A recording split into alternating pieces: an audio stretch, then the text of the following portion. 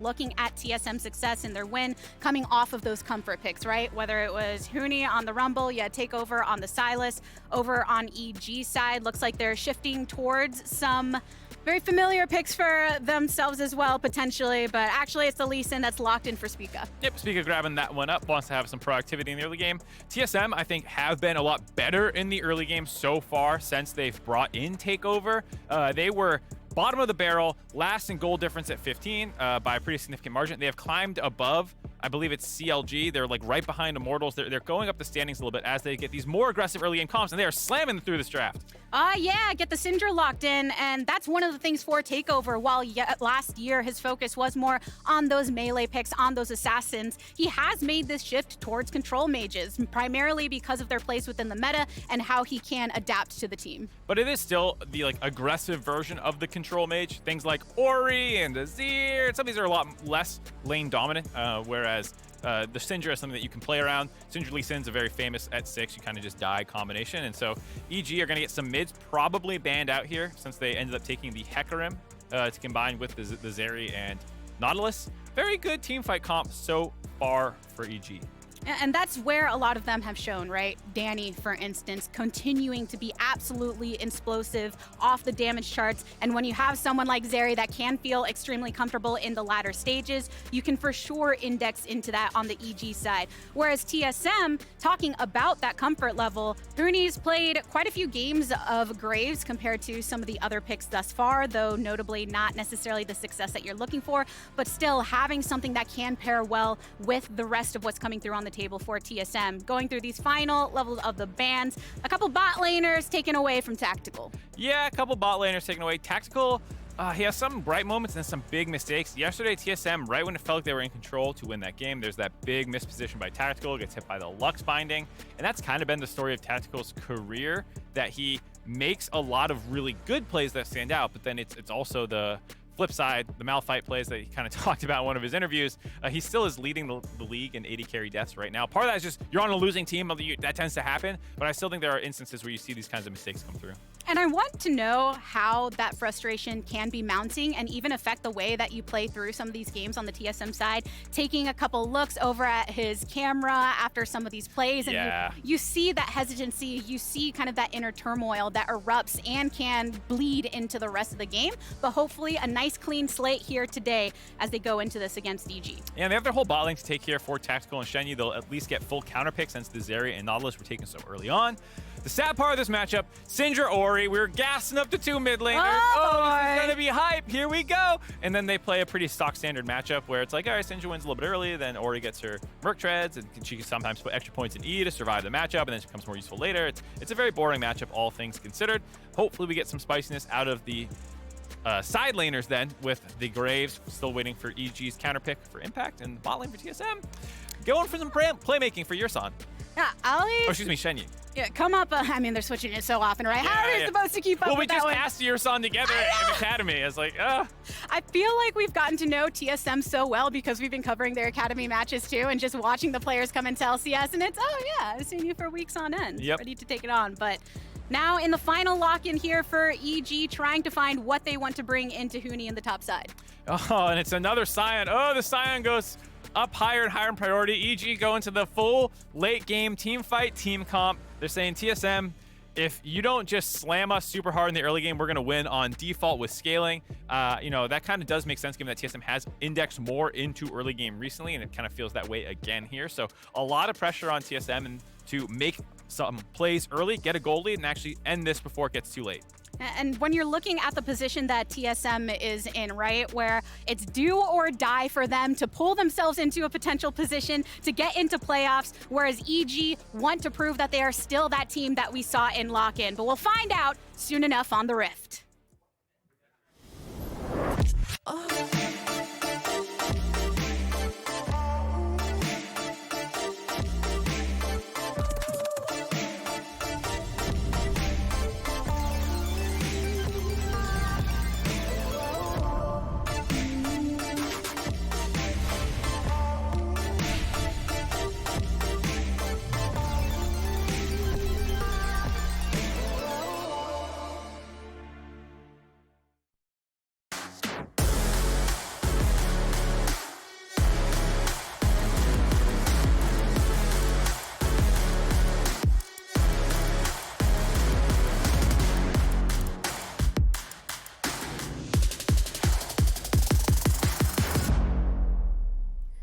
Game number 3 of the day here for the LCS, but the stakes are still high. As we noted, TSM, all the pressure on the line coming into this to prove that they are worthy of positioning themselves for playoffs or even being on the uprise in the latter portions of this split. EG, on the other hand, bring a lot of firepower that they're waiting to scale into. Yeah, and I think for EG, it's an important game in the sense that they are still battling for their playoff lives, technically. It is a 6-team playoffs in spring, and there is a big competition right now. Feels like there's 4 teams competing for, or excuse me, 6 teams competing for 4 spots. Obviously, TSM and C9 feel pretty locked, but then for 100 Thieves, FlyQuest, Dig, EG, Immortals even could potentially be in that playoff hunt. Like, there's a lot of teams still trying to find their way in, and you know, at 5-7, that is surprising to see EG there after being lock-in finalists. Dead in the middle of the soup, your favorite word, Mark. Nope, it's not. Favorite food? Yeah, I brought some for you Steak. today. All right, steak. Stakes high, steak good. TSM, we'll see what they can do early, though, because already a focus from EG coming over towards the middle and Takeover down on low. First blood into Danny's pocket. I love seeing all these Nautilus level 1s. I was just talking about this after the TL game. I was highlighting how you can use Nautilus in a lot of ways to find kills around mid lane early, and that's exactly what they do. Takeover's trying to pressure, trying to assert his dominance as early as he can. He thinks he's the better player, you know, wants to make a name against Jojo, and gets punished for it right out the gate. And fortunately for TSM, there was no time to reset and spend that gold. There were no summoner spells expended except the teleport for Takeover, which does hurt a little bit, but it's not the end of the world. So Vulcan won't have his ignite. That's a little less pressure on the bot side. It will matter, you know, for the scaling of EG to have a good start to the game, but this right here is just, you know, intelligent.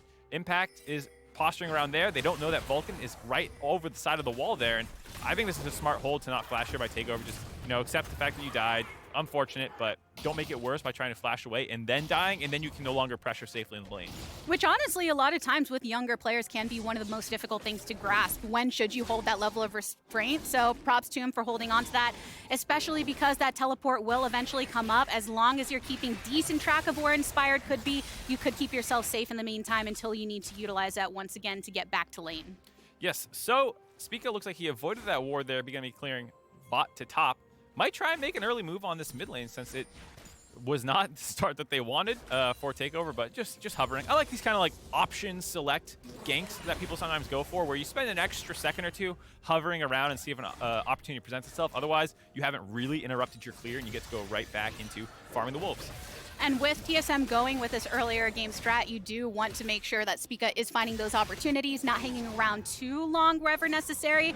I'm also just curious to track how Spica and Inspired do in this game as we come through a pause right here, because it's been mentioned before on the broadcast that these are 2 MVP junglers that are facing off against one another, but not typically with the same energy that you would expect from that. Spica still struggling to find the way with TSM as they're forming their synergy and their style, whereas Inspired wanting to, you know, be able to impact the team in the same way that he has on previous rosters. It sounds like Jojo needed to change some settings here. So yes, I think there might be something he missed in the pre-check. Everyone's supposed to do that before the game, but you know, didn't quite get it through. During the pause, though, I think there's an ability in mid-flight in bot lane. I'm not sure what it is because I can't move the camera when it's paused. But they were saying, will it land, Tactical asked? Vulcan said, it will. Tactical said, nice. And then Vulcan said, the anticipation's killing me, though. And they're having a full conversation on some skill shot mid-air right now. They said, what's the HP on it? Can't tell. Looks like it's 7, right? And they're like legit having a full-blown conversation about some skill shot in the bot lane. So we are in the stage of Dragon Ball Z with a Super Saiyan wind-up, but they have just paused right in the middle and waiting for that final explosion and anticipation rising on the side of EG. Yeah, I think, I don't know. We will have to see if this is like actually an impactful thing that they're discussing or they're just trolling me. Because I'm like, wait, is like someone about to get level 2 all in? Or like, you know, is someone about to get hit by a hook and then they're going to die? Because sometimes, like what happens, based off the fact they're talking about skill shots and if it's going to hit or not, you throw it when a minion's about to die. So when someone kind of walks up, they don't think that they're about to get hit. The minion dies, the skill shot passes right through, so you can try and sneak a hook through, maybe is what it is. I feel like I'm building this whole play up, and we're gonna get down there, and it's like a Danny Q or something, you know, like just like something super lame. EG, though, are now creating their own meta of how to respond after pauses because, you know, after the IMT making that what was it? Was it just an auto? What happened? I think it was just an auto if they thought he was actually gonna get a last hit or not. I'm sorry, I'm sorry, audience, for making this seem like it was going to be cool. That's on me. You were just painting the picture for everyone that was missing out on the action. I assumed it was funny since the players were talking about it. All right, let's take a look. Oh, we have a replay of it. Let's go. Oh, it's the auto. If he was going to get it instead. Oh, he got it. All right, Vulcan. He knew it. He said he was so confident in that, too. He's like, this is definitely, I'm going to get the last hit on it. So there he goes. Gets the Targon proc off. It's not negligible. Yeah, that is very important when you're in the support position, making sure that you get that off. So I like that they're paying that much attention to And I know detail. It's not called Targons anymore, but it's just so in my head. Yeah, I can't not call it that when I'm speaking quickly. That back in the face of mountain and all that jazz. Yeah, all those weird support items. Yep, just trying to make things difficult for us. But anyways, success for Vulcan there. Success for them in that early stage. So I like what Huni's doing here, trying to get some wards out onto Hecarim. They do see him already, but this is just to continue marking him on his clear. You know where he is, so that means it's a safe time to get some vision down. And Huni, for me, is a very tough player to quantify this season. Obviously, TSM is struggling immensely. He's a part of that struggle. And his stats are absolutely destroyed from the multiple Lulu roaming top games that he played. But in recent weeks, I feel like he's played well in terms of generating pressure and doing things like that, helping his team out. But he hasn't gotten many resources to do anything to blow the game open. He's actually lowest in kills in top lane, just raw number of kills. And he also has no solo kills, only top laner without any solo kills this season. And that is such a strange thing for a dynamic player like Huni to just hear. Guys, he's, I think he's playing well, but he's not impacting the game massively. Been extremely muted and quiet, whether it's on the Rift or beyond, but here we go with a knock-up onto Vulcan, already getting burned down in the wraparound from Inspired and Jojo to try and punish this as much as possible. Shenyi getting some hits over from that Zeri, but the trade is good. Jojo picking one up. It's 2 down for TSM and 1 down support side for EG. Nice job by Vulcan there. Before they get the wave in, giving his body up to set that play up. They had the roam priority from Jojo and Inspired, getting down there, making that play happen. Jojo looks like he moved on an off timing window, didn't actually get the shove. Is going to lose a little bit of CS for doing so, but I think he's more than happy to accelerate that Zeri. Takeover and Spica hovering over on this mid side, and that is something that you want to track with Jojo, as they do get the flash out from Takeover returning to lane here, so another summoner acquired for them. But Jojo has been working really hard based on interviews that Inspired has done with Travis Gafford and many other sources, that they're working on him playing more for the team than the individual. Yeah, I think that's a great example of that. A little dicey there if Vulcan was going to face check, but I think they played the little moments very well there. Jojo takes the safer path to get through mid so he doesn't get killed by Takeover. And then Vulcan on his respawn doesn't just instantly run down bot lane. He helps re-establish control for Jojo, who kind of lost it. You can still see him hovering around mid lane right here, working on getting some vision down, because they kind of lose that when you give this roam up. Here's that play again, just flashing on top of Tactical, being a threat and making sure that the wave doesn't get reset. Tactical now has to commit to actually get that kill.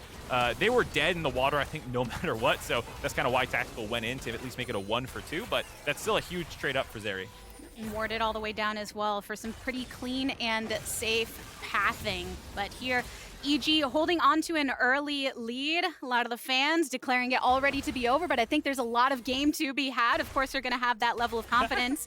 But Danny working into the boots already, has some of that lifesteal available to him, so some comfort in the lane, even though things on the opposite side are still posing a threat. TSM wanting to make those early game plays. I like how Dignitas is a TSM fan right now. That one of those tweets was from Dignitas saying, please beat EG so we can climb above them in the standings. That's kind of that playoff hunt that I was talking about. The teams also know that they'll take help when they can get it. Yeah, so many of the teams are really close in the standings, and with that 6 top cutoff, you have to take every game very seriously from here on out.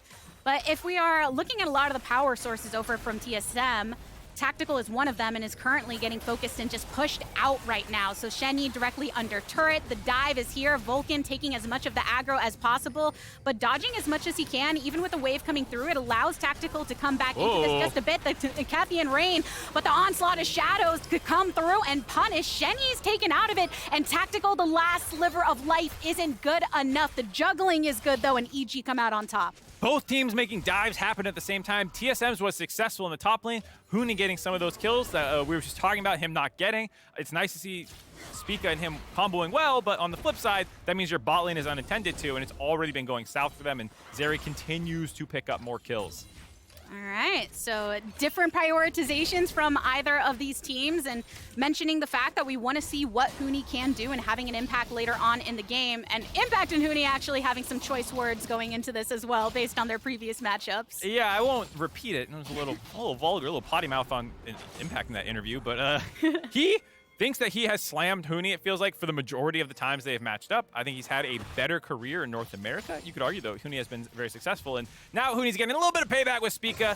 Just starts the dive. I think Impact was expecting Spica to insta-take that Q and wanted to get the knock-up interrupt damage on the second half of the Q proc, but just a little bit of hesitation there by Spica means he just biffs it into the turret, and then they kill him right after. On the flip side, this was just Tactical and Shenyi not wanting to give up this wave. They're already falling behind, and at 6, it's much easier to survive this because Shenyi with his ultimate can really tank this forever while Tactical just hangs back. But because it's so early in the game, he gets put down low. I like the patience there. For the redive, the stopwatch as well by Vulcan. They played that super clean to get all those kills. And you have to really pay attention to things like a lot of these supports bringing that stopwatch just for that specific ability to draw things out and solidify the play for the rest of the team. Vulcan being a very primary example of that. And they know that Danny is going to be such a force later on, so the more you can capitalize upon the fact that he got that first blood, is working into that bounty right now, and the force that he is building is such a strength for EG, whereas TSM bringing their attention elsewhere. Spica all around this mid side right now, but caught out by the ward, so just going to take it out and retreat. It's a really interesting position right now because Huni is 30 CS up about with the kill. He's going to become a side lane monster. It looks like he's going for shield bow, potentially, instead of the... Hold on, we might get a fight over the Rift Herald. I can continue this in a second. Yeah, Rift Herald primary right now, and Tactical and Shenyi are making their slow walk up towards it too, because there is such a focus from EG collapsing upon the objective, using the Ori ball to zone as much as possible. So Spica isn't in it, but is looking for the angle to potentially Q in. Does not manage to land the Sonic Wave and the stun up onto Huni right now. Zoning good from EG. And they take this objective and walk it out. Shenyi has flash, but it does feel hard to just brute force through the entire team of EG. Oh, Shenyi goes in, knock up onto 2, and on the opposite side, Vulcan and Inspired focus down onto Spica. Multiple stuns onto EG's side as well, and the shadows come in once more. Vulcan flashing forward to get the hook. Huni is over the wall. Blast Cone for some additional distance, but Spica rounded out by EG. Double kill for Inspired. 3 down for TSM. 8 kills already for EG. That was well played by Inspired, finding that re-engage after Shenyi was unable to really set up a kill for the side of TSM. Spica got a cleanup kill on the backside, but he had to put himself in a dangerous position to do it. And Danny, an expert Zeri player, finds that nice wall ride over the Baron wall to get on top of him again. And you do want to see Spica trying to go for ways to contest so that EG can't get absolutely out of hand, but it was so difficult with the way it was positioned. Yeah, this is just, you're trying to force through their front line for Shenyi. They were late to this rotation. They feel bad that they're up here and get nothing for it, so Shenyi kind of brute forced his way in. Jojopyun finds a nice counter engage with the ultimate to stop any potential follow-up, a 2-man shockwave, which sets up Inspired to have them kind of pincered up against that wall. They kind of ignore Spica, who does find this pinup kill onto Impact and kind of tries to ward hop right out, but there's Danny on the collapse, finds that kill. It's not over yet, maybe. Yeah, because Dragon's been up this entire time on the bot side, so that is where both teams are looking towards now. Inspired is in the vicinity, but Spica off in his jungle. They don't want to contest this right now. They are a bit behind. A couple mythics already finished for EG. This is such a disaster for TSM. We're talking about them probably having a stronger early game comp. They've already given up 8 kills. First Rift Herald's gone over to EG. They're getting first Dragon as well. It's already kind of falling apart. It feels like everything is on Huni now. Like, can you save the game? But he hasn't even gone, with the Hullbreaker nerfs that came in on 12.5. He's not even really going that. It's not as effective on range anymore, so he's going for the like I said, the shield bow. It'll make them a little better in team fights if they end up having to do that, but it feels like team fighting is already out of the window. And the Graves play we saw yesterday also going that direction with the build, so some more tradition before we saw those changes. But right now the contest over red means that Vulcan hooks onto Shenyi once more. Unbreakable Will already activated in the double knock-up onto the support and the jungle duo, but Shenyi responds with a headbutt of his own, a kick away from Vulcan, so he's zoned off, and EG loses one in the process, but all of TSM is up. Red still focused. Tactical, another shot will do it. Danny's going for it with a little zippy zap gun, finally lands it and gets another kill here. So just an even trade, 1 for 1, but the buff already granted. Yeah, Tactical tried to make some fancy footwork at the end there to stay alive, but Danny finishes him off. Not the cleanest engage, 1 for 1, but you still get the red buff on the back end of it. You get a lot of vision control as well, so Danny can safely retreat into lane and start pushing that again right away. So shield bow for shield bow now on both sides, Huni and Danny having completed that. So starting to get online a bit, and yes, while not the cleanest moment there, still a lot to be capitalized upon. That Rift Herald that was earned earlier now dropped down over on that bot side, because eventually you got to throw it somewhere. Yeah, I'm interested to see why they chose to do this. It looks like because they want to bring more resources up potentially to protect the top lane turret while taking the bot lane on their own. So Inspire dropped that for for Danny, and then just ran up to the top side to help protect impact, I believe, around this turret. Spica, they saw hovering around there. They're trying to, I think, neutralize the single win con that they feel like TSM still has at this point. That's why Vulcan has been up here for a long time. Yep, this being prior to the 14 minutes as well, that means a complete plate hit for that Rift Herald for EG to inject that much more gold into them, whereas TSM, though, now the subject of an unstoppable onslaught from Impact. Nothing to happen off of that, though. We got to bring back Sion Speedway. Yeah. Producers, bring back the driving the Sion through the rift. That was an opportunity there. I actually don't think there was anyone in that lane for him to have hit, like that kind of around the Baron wall, but still want to see a little more. Is easy mode just Sion Speedway on ARAM? I've never tried it on ARAM because, I mean, it doesn't sound very fun. Not the driving portion of it, at least. If you don't need need to pick me up for the day and you're like, I did that, I made it to the other end, perhaps so, but not going to get that action here. A very quick run, a sprint for Impact in that regard, but TSM continuing to focus over on this top side. They have been keeping their eyes on this turret for quite some time, with Huni infecting a lot of gold into himself from that just clearing of the waves, and now moving that over towards bot so he can collect that much more. This is the problem, and I think for why a lot of top laners don't feel good when they fall behind, like the rest of the team falls behind as a top laner, because your individual advantage in competitive gets neutralized through tempo plays. Your bot lane falls behind, their bot lane gets first reset, they get to go into your lane. Now you're 2v1ing against the strong part of their map and you can't do anything, so you have to go chase the Sion around, but you're always behind on plays. Huni is, protecting a tier 2 despite being the strongest member of his team. That feels really bad after getting ahead in the early game, and that's why I feel like TSM are in a lot of trouble, because EG are doing a good job so far of keeping the tempo up, but not feeling like they're pressed to do too much. The goal lead has steadily increased since that Rift Girl fight. It's now up to 3.7k, and we'll see if they can continue to control the early game. So then what do you do if you're on the TSM side? And a lot of the early plays that you were hoping to make happen with this composition didn't really come through, getting pushed in a little bit and just waiting on that chance to even out the odds. At this point, it's pretty rough. Can you contest the dragon fight? I think that's the question you have to ask, because you can't sit back and do nothing. It's, do we swap everyone topside and look for a later dragon fight? We can potentially grab the top turret, or do we actually fight them at the dragon and try and stem them their advantage that they've been accruing? It's really hard to win a team fight down 4k, but it's not going to get easier with time with the fact that EG have the better front-to-back team fight team comp. And that poke is going to get that much stronger. Jojopyun with the Ludens right now, and then Takeover still working into his mythic. So trying to keep yourself into safe territory as long as possible. There's also such aggressive warding from EG's side into the enemy jungle, which allows them to freely take the second Herald for themselves without contest. And Spica on the other side, wanting to set up for this Drake that's going to be spawning in 20 seconds. Yeah, TSM know they can't really win a team fight right now, so they are trying to get more gold onto Huni. Spica's moving his way down there, but they still feel like they can't dive the Sion. It's pretty easy for Sion at this point to stack some armor and just survive Graves and Lee Sin, who are both a little bit more early game oriented.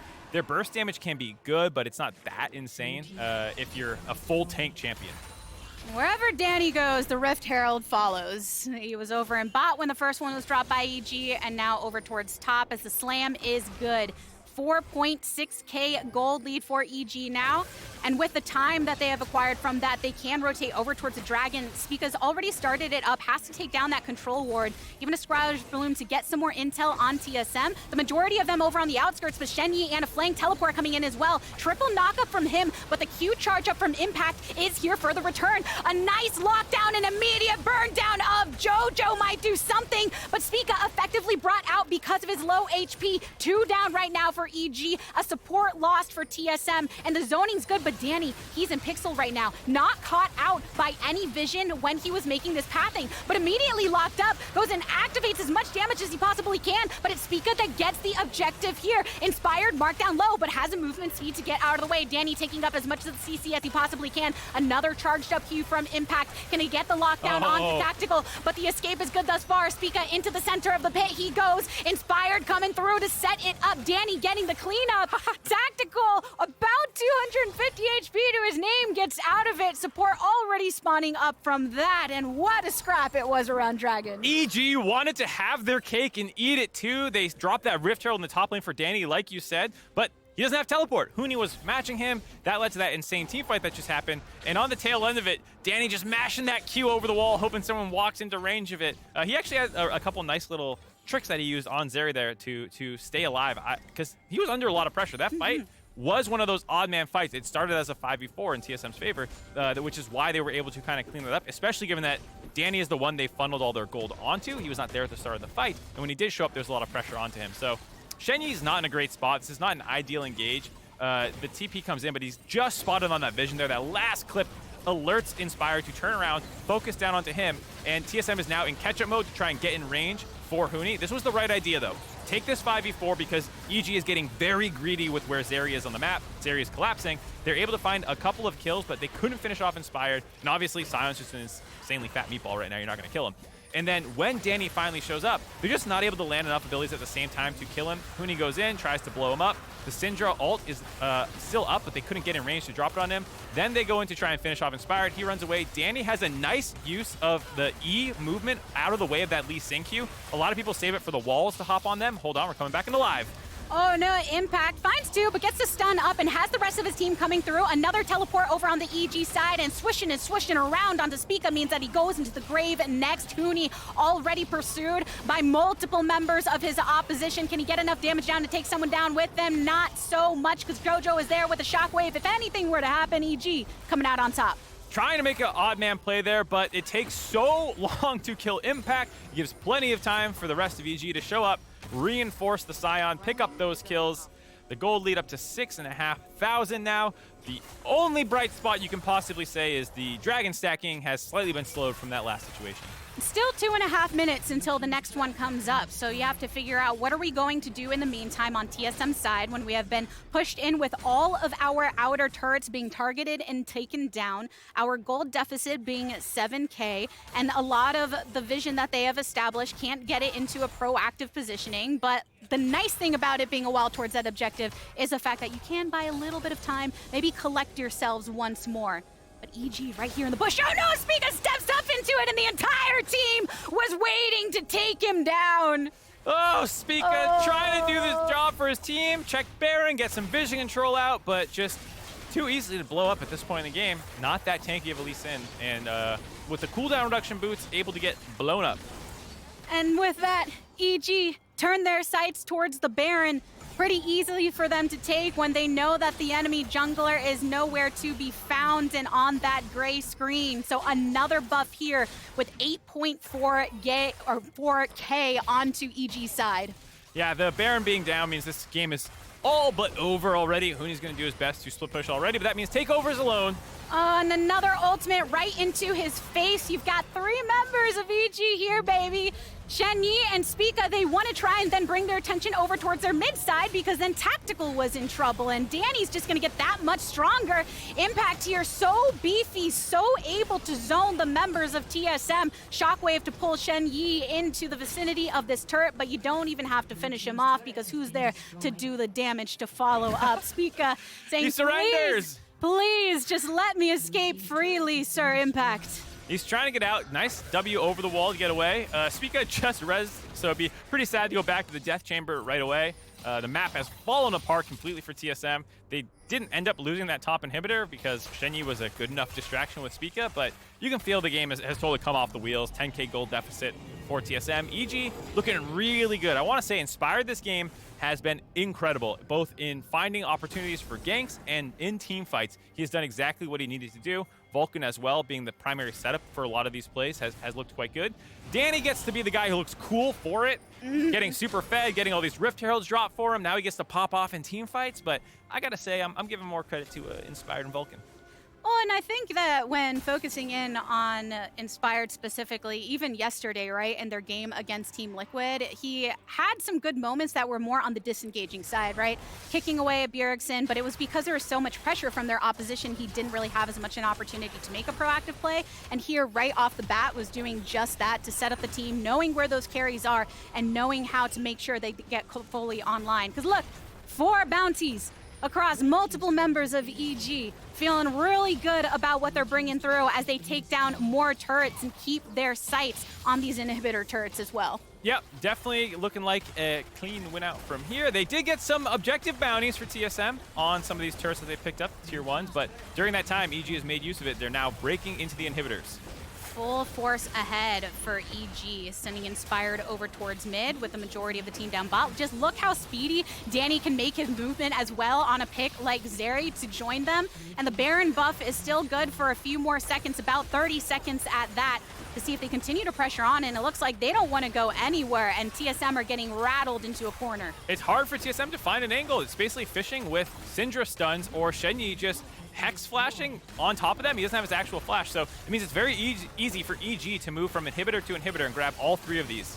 Looking like a stroll in the park from the mid side towards top, and now Huni focused by Inspire. The Onslaught of Shadows brought through once more, and then the big burn down happens. So Shenyi getting knocked up, trying to get to the rest of his team, but Inspired finds another target. Tactical retreating into the fountain. It's something that we have seen before from TSM, and not a good sight if you're on their fan side, but EG fans feeling really good. They get the Bud Light ace, they take down the first tower, they take down the second, and as they hit on to the next EG proving the strength that they have going into the latter portion of this split, and what a good sight it has been to see. It looks like they're waiting to kill Spica again. I don't know what that slight delay was there. There we go. EG end the game. Absolutely slaughter TSM and this one. An inch closer to getting back to that 500 record that I think everyone expected them to be above, and this is a very nice win for them to pick up on that way. Yeah, so much play that happened early on, and knowing exactly where they wanted to focus. Sad faces on the side of TSM as they really need to try and figure out what's going to work for them in the future. But Evil Geniuses have been focusing on trying to make sure that the young guns are all caught up to the veterans on the squad, and it was going pretty well in this game. This game from level 1 was being won, I think, by Vulcan and Inspired. The initial level 1 setup for Vulcan to find that kill, then the second one in the bot lane, flashing on top and starting to chain feed these. And Impact, he was Sion. He accepts that, like, I'm going to get attacked, I'm going to fall down CS, and I might even get dove, because if my jungler's showing around my strong point on the map, that means it's free for them to kill me. And I think Impact is a player who is confident enough in himself to be like, I can have a game where I look like I don't do anything in the early game. It's fine. My team's going to win because of this. But when you think about his career over the past few years, and we've gotten to see different sides to him in his play, being the carry, being a facilitator, but early on, right, it was, oh, Impact, always willing to take one for the team, always willing to be, that guy that's got everyone on his back. And whenever he has to play that way, it goes very well. Yeah, I think it's something that for players early in their career, I can understand the concern of how it looks if you're getting slammed in lane because you're letting your team do things on the other side of the map. But like I said, Impact has such a storied career. He's such an incredible top laner. He knows how good he is. You heard him talking smack about Huni. He still probably thinks he dominated this game because this is what the draft does for me. I lose lane, and then I become a team fighter later. Yeah, he said, I did my job. It's all good. That's what I'm supposed to be here to do. And then bringing that note again to Inspired and Vulcan. Vulcan went on this Nautilus, which is a pick that's just coming up more in prominence, but even being able to land those hooks, it feels like sometimes you can get in a groove or not a groove with it, right? And we're seeing him more in that groove recently than not. Yeah, I think Vulcan was one of the primary people to find opportunities in the lock-in tournament. He was maybe the most proactive, you could say, in the early game. Him and Jojo, obviously. Jojo has been dominating lane stats across the board. He is by far the best in CSD. He has like 9 more than the next closest at 10. And then he also has the highest goal difference. I was like, he is crushing it. That's fine. But I think playmaking-wise, it was Vulcan. And seeing him have a really good game game on the Nautilus is what you want to see going forward. Yeah, and it's been inspired as well, though. I mean, Hecarim being just a comfortable pick for him to bring through, and then having that really great target selection in a lot of these fights is something that you want to rely upon when it comes to a leader of this team. And he and Vulcan have both been vocal about the fact that they are the voices that you're looking to make those calls. Yeah, as positionally, you just have a lot of go buttons, and so it's expected of you, but Vulcan has been stepping up, given that for a while in Cloud9, it felt like there were other veterans around him, and now it's kind of him and Inspired leading. Well, EG definitely on the upswing with a lot of momentum behind them. We are going to take a quick breather, but when we